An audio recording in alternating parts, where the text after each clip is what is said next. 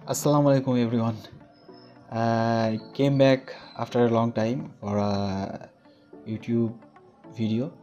Last ভিডিওটা ছিল আমার রিলসের, যে আমি বাড়ির কাজটা শুরু করেছি।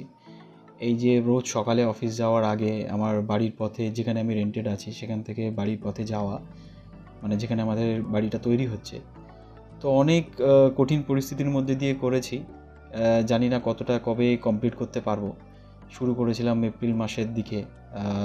এই যে আমাদের যেখানে যে পাড়ার মধ্যে দিয়ে যেতে হয়, এই যে গাড়ির এখানে আমার মালগুলো পড়তো, মানে বালি, পাথর বা ইট এখান থেকে সব বয়ে বয়ে আমার জমিতে নিয়ে যেতে হতো।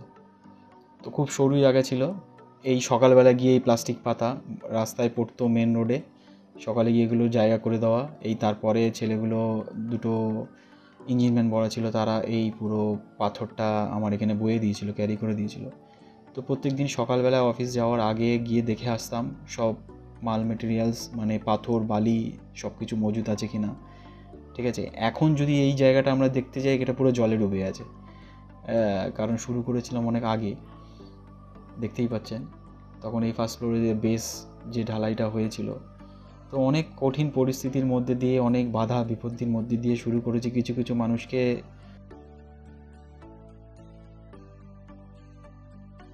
থ্যাংক ইউ, তাদের যাদের আমি নামও নিতে চাইছি না, নাম নিয়ে তাদের ছোট করতে চাইছি না, তারা জানে আমার পাশে ছিল। যেমন পাশের বাড়িটা একটা মাসি সম্পর্কে হয়।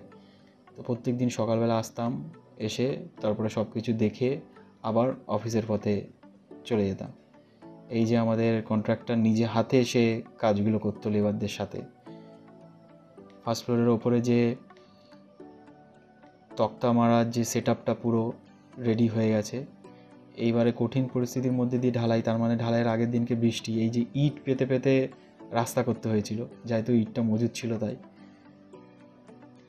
এটা একটা ছুটির দিনে এসে যে টাইমে ওরা কাজ করছিল, সব তক্তা পাতা, আবার ইলেকট্রিকের পাইপলাইনের কাজ করা, সবগুলো সেন্টারিং যেটাকে বলে, সব কমপ্লিট করা।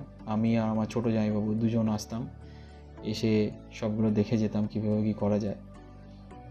এই যে প্রথম যে আমাদের ছাদটা ঢালাই হয়, আলহামদুলিল্লাহ, আল্লাহ শুকরিয়া, এই যে ঢালাইয়ের দিনকে।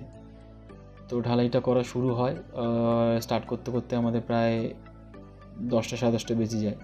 তো রাস্তার পরিস্থিতি এমন ছিল, মানে বাড়ি যেখান থেকে উঠবে, তো আমাদের লিফটের থ্রু দিয়ে ঢালাইটা করা। এই যে দেখতে পাচ্ছেন মশলা নিজে মিক্সিতে মিক্সিং হয়ে ওপরে আসছে, আর ওই যে সিমেন্ট টাল, বৃষ্টি যদি আসে তার জন্য সব রেডি করা। আর ওই যে ইটের টাল, মানে ইট দিয়ে রাস্তা আমাকে করতে হয়েছিল, যে ইটটা আমার গাঁথনির জন্য লাগবে, সেই ইটের ওপর দিয়ে আমার এই কাজটা শুরু করতে, মানে ঢালাইয়ের মাল মেটেরিয়ালগুলো আসছিল।